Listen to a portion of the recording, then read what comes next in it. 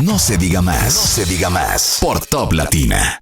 Mira, tenemos desde Colombia a nuestra amiga periodista Carol Pérez para hablar de esta segunda vuelta en Colombia y de la situación, de cómo está el ambiente en Colombia, cómo las actualizaciones de los resultados.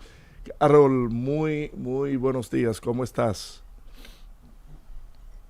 Todos desde Bogotá, ya hoy un poquito más calmada porque anoche sí estuvieron los ánimos bien caldeados, como ustedes sabrán, después del conteo, ¿no? Después del conteo, el presidente Petro se pronuncia y empieza una vorágine ahí que se complicó y hasta se nos complicó un poco salir del recinto de la registraduría en Corferias. Yo me asusté, no se lo voy a negar. Tuve que buscar auxilio, que me fueran a rescatar porque me asusté de cómo se ponía la cosa. Pero para suerte se calmó todo, la fuerza pública pues pudo controlar, la gente se fue a su casa y anoche terminamos pues este preconteo, ¿no? Esta primera etapa de estas elecciones en Colombia de la segunda vuelta. Carol, Ahora comenzó inmediatamente, incluso ya los escrutinios comenzaron anoche mismo. ¿Cómo podemos explicarle a la gente el tema? Lo hablábamos más temprano, pero para quien se conecta ahora a las 8 de la mañana, tú que estás allí en Colombia, ¿cómo podemos explicarle a la gente todo este tema del preconteo y cómo vemos a expresidentes de Colombia, presidentes de América Latina y de Norteamérica ya pues felicitar a Del Espriella a pesar de que no hay un resultado oficial? Pues mira, este preconteo, digamos que es el conteo total de todas las mesas y los votos, con observaciones que se hacen por los delegados y los jurados de mesa y los delegados de los partidos políticos. Según el pacto histórico, hay 33.000 mesas que tienen ese asterisco, ¿no? Ese proceso para escrutinar, para recontar de nuevo porque hubo diferentes cosas, de pronto una raya mal, un punto mal, no se contaron bien. Entonces, el pacto histórico habla de que hay 33.000 mesas, pero esas 33.000 mesas incluso no alcanzaría para esos 250.000 votos que hay de diferencia entre un candidato y otro. Entonces, lo que se hace es un escrutinio nuevamente rápido, sofisticado, de software, para digamos que chulear, se dice aquí en Colombia, ¿no? De que todo eso salió bien, de que no hay ninguna diferencia y que el monto que se ha dicho es el que va. Ese escrutinio en la primera vuelta duró 2 días, eran 12 candidatos. Digamos que puede ser que hoy mismo en la noche o mañana ya ese escrutinio termine porque solo eran 2 candidatos. Claro, la diferencia es muy poquita, es menos del 1% si lo ponemos en porcentaje y en votos estamos hablando de menos de 250.000 votos. Para un país tan grande como este es una polarización difícil, ¿no? Pero recordemos también que Colombia tiene una historia de esa división y que el problema ha estado en que ni un lado ni el otro se reconoce y se descalifica desde la historia política de Colombia. Y yo creo que esas son de las reflexiones que hay que dejarle a la audiencia como para que se vaya con la realidad, ¿sí? Y no solamente con lo que queramos escuchar. Sí, la diferencia entre Partido Liberal y Conservador fue ahí en la historia política de Colombia, no se reconocían, se descalificaban, nacen la guerrilla, nacen los paramilitares, cada uno en su extremo. En los últimos 30 años, el presidente Uribe, que era el líder más importante de la derecha, aunque ya su liderazgo ha mermado y ahí están los resultados, y por el otro lado, el presidente Petro. Ahora esas figuras se transforman en dos figuras diferentes. Abelardo de la Espriella, por un lado, que es el líder, pero que él no es realmente el que maneja ese poder de la derecha, e Iván Cepeda, que yo diría que sí recoge un poco más el sentir, y ahí digamos que la izquierda y el progresismo sí se unió a favor de la figura de Iván Cepeda como el líder, ¿no? En el caso de Abelardo de la Espriella, digamos que es mucha gente que está detrás, es el poder económico y político de Colombia, que puso a un outsider como Abelardo de la Espriella para ganar las elecciones y lo logró. Lo intentaron en la pasada con el señor Rodolfo Hernández, que no sé si recuerdan, no lo ganaron, ganó el presidente Petro, pero en esta oportunidad sí lo hicieron como es, poniendo un candidato carismático, un hombre que logró decirle a la gente lo que quieren, a ese otro 50% de los colombianos, y ahí están los resultados. Ahora, El Carol, candidato electo y el presidente electo. Carol, ¿qué tan por lo menos tu visión o lo que se pueda comentar del país como tal, ¿qué tan viable es que si efectivamente termina siendo proclamado y juramentado Abelardo de la Espriella como nuevo presidente, que cuando asuma en el mes de agosto, efectivamente lleve adelante muchas de las cosas que anunció en su campaña, cosas muy, muy radicales? Por ejemplo, se ha circulado muchísimo en redes sociales y en algunos medios su anuncio de que estaría combatiendo de manera frontal el narcotráfico, bombardeando los cultivos y los laboratorios de producción de cocaína. También que ordenaría de inmediato atacar cualquier embarcación que salga tanto por mar como por aire cargada de droga. Y un combate frontal al narcotráfico. Entre otras propuestas que hizo que pueden sonar muy radicales, al estilo Bukele en El Salvador. ¿Qué tan viable es que eso efectivamente llegue a ocurrir, que cumpla con esa palabra? Y si no es eso, precisamente lo que quieren los colombianos. Pues mira, yo creo que ya nosotros tuvimos algo parecido con el presidente Uribe. Recordemos la seguridad ciudadana, la seguridad democrática, ¿no? El presidente Uribe fue el abanderado de la fumigación de los campos de hoja de coca, también de los laboratorios, fortaleció el ejército y toda la fuerza pública con una estima muy alta, dándole todo el poder. Entonces yo no creo que eso sea descabellado hacerlo. Yo pienso que hay una Colombia que sí quiere eso. Sí, por eso le dieron los votos y por eso sacó el 50% más un voto o más 250,000 votos para ser electo. Yo creo que sí, yo creo que hay muchas posibilidades de que él lo haga. Creo que tendrá la oposición, sobre todo en el caso de la fumigación, porque ¿qué es lo que pasa con la fumigación?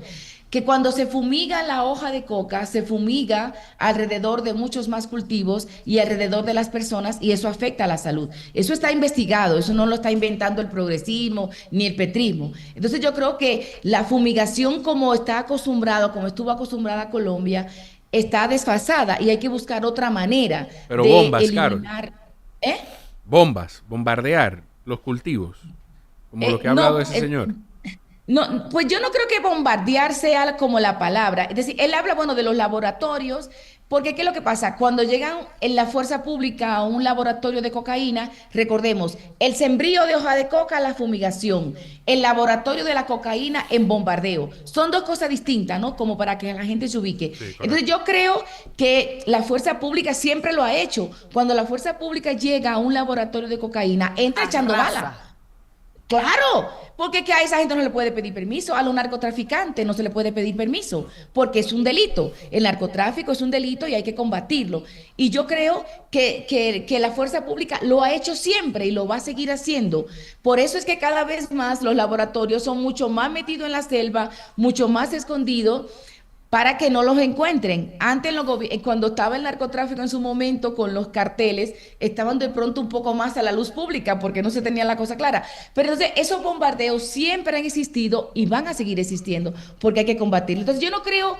Hay la mitad de los colombianos que va a apoyar eso. Lo que tiene que hacer la oposición es supervisar que esa fumigación de la hoja de coca no afecte la salud de los colombianos ni los cultivos de los otros rubros de la comida de los colombianos para erradicar la hoja de coca.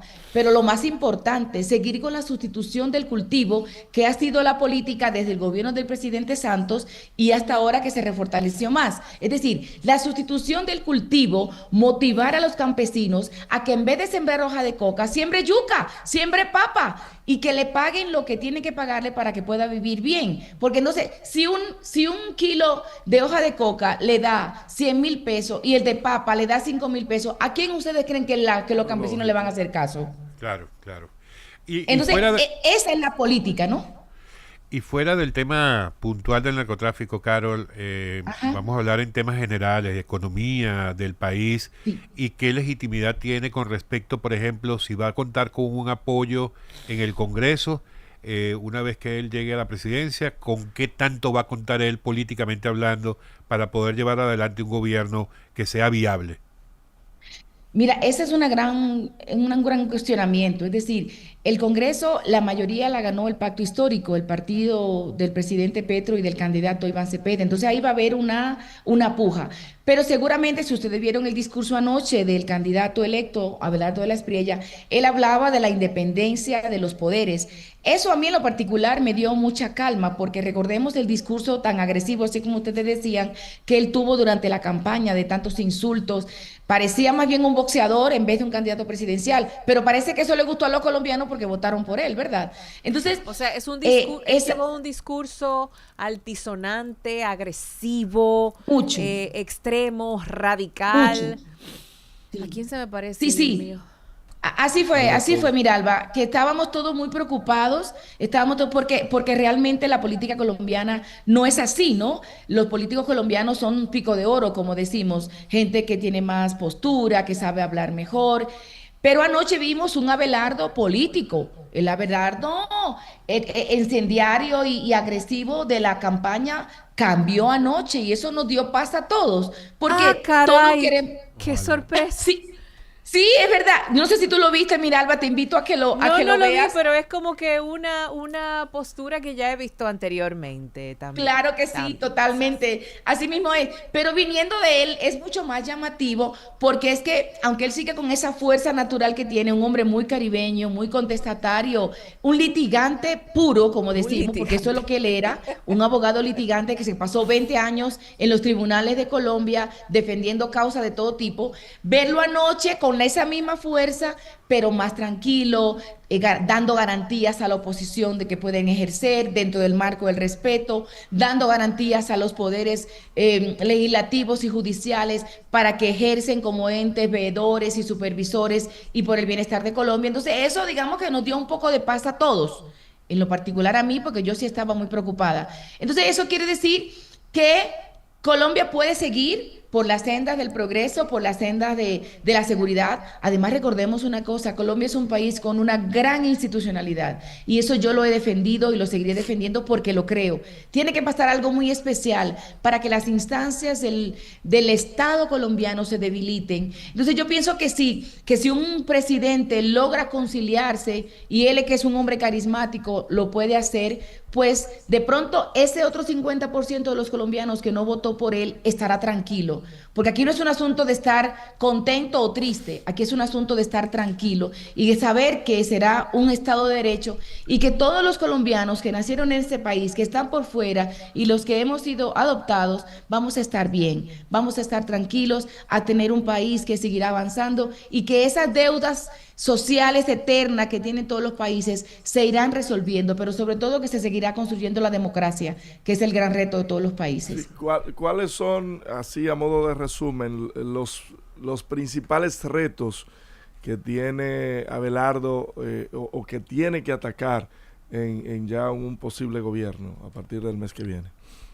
Pues mira, hay unos desafíos, ¿no? Y unas deudas eternas. Por ejemplo, las conquistas laborales, la reforma laboral se llevó a cabo en este año en el gobierno del presidente Petro, el aumento del salario mínimo, la jornada electoral. Los colombianos tenían esa lucha desde ya mucho tiempo por esa reforma, ¿no? Por esa conquista laboral y se logró. Ojalá eso se mantenga. Creo que si él logra mantener eso, ponerse de acuerdo con los empresarios que han sido los que han pataleado por esa reforma, por supuesto, y mantener a los trabajadores conformes, yo creo que será un gran avance para él.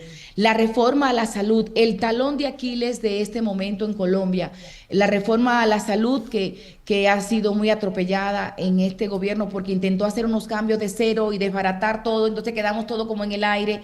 Esa reforma a la salud será fundamental también para él como presidente si logra que por lo menos la gente esté tranquila, ¿sí? Que la gente se le garantice su medicamento, que la gente tenga sus citas a tiempo. Eso será una gran cosa. La reforma a la pensión. En Colombia hay muy buenas pensiones, pero está mal distribuida, para decirlo así. Entonces, esa reforma a la pensión que sea un poquito más equitativa, creo que será también un gran reto. La seguridad. El mal de la humanidad, no solo de Colombia. Él como un hombre admirador de la fuerza pública, porque firme la patria no es más que eso, ¿verdad? Creo que ahí va a tener mucha tela y que puede volver un poco a esa seguridad que garantizó el presidente Uribe, no con los mismos principios, porque ya los tiempos han cambiado, son 20 años después, y hoy en día hay que hablar de otros términos y otros paradigmas, pero creo que la seguridad también es un eje fundamental para que los colombianos estén mucho más tranquilos y los que votaron por él sigan contentos y los que no votaron por él estén tranquilos y que sepan que este es el país de todos. Bueno, y que ojalá que dentro de 4 años se vuelva a poner de moda la canción aquella de Shakira de Yo soy loca con mi tigre. Ay, Jesucristo. Gracias, Carol. Gracias, Bueno, Carol. eso fue lo de Shakira, otra cosa, ¿no? Pobre Shakira que la metieron en la política sin ella querer. Un abrazo y gracias por consultarme siempre a la orden desde Bogotá. Gracias a ti. Gracias a ti. No se diga más. No se diga más. Por Top Latina.